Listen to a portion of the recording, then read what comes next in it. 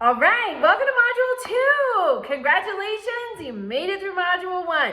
Now in Module 2, we really get into conducting research like historians. So make sure that you read the Module 2 guide and make sure you review the required resources. That's going to teach you about the SIFT method for primary sources, where you stop and reflect, you investigate the source, you find supporting evidence, and you trace claims that the source makes. So remember, for your assignment this week, your project proposal, it asks you for 5 primary sources.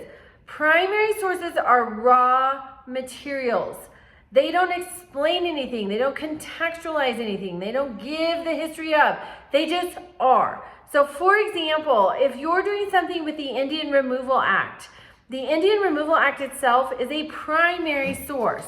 This book, Indivisible by Joel Richard Paul, on page 248 discusses the land that was stolen, the millions of acres, 5.2 million acres stolen essentially from the Creek tribe in Georgia and Alabama when they were rounded up and marched to Oklahoma. This is a secondary source. This describes, contextualizes, gives you more information.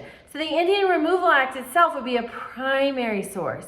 This is a secondary source. It's describing and giving you more information about the primary source. So I'm also going to link the Shapiro Library Guide that sort of explains a little better primary and secondary sources in this announcement. So the discussion this week is optional. Thank you so much to everyone who participated last week. I loved getting to meet you, getting to know a little bit about you. But the discussion this week is optional. So keep that in mind. You can participate, but you don't have to.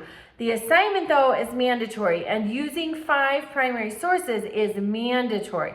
Reach out to me if you're still confused about primary and secondary sources. I'm happy to hash through that, brainstorm ideas, look at your resources, tell you if they're primary, secondary.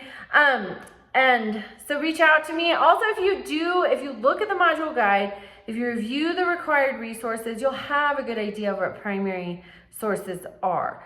All right, have a great week. Get out and vote. Tomorrow's the day, and I will see you in your assignments. And if you do the discussion, I'll see you there.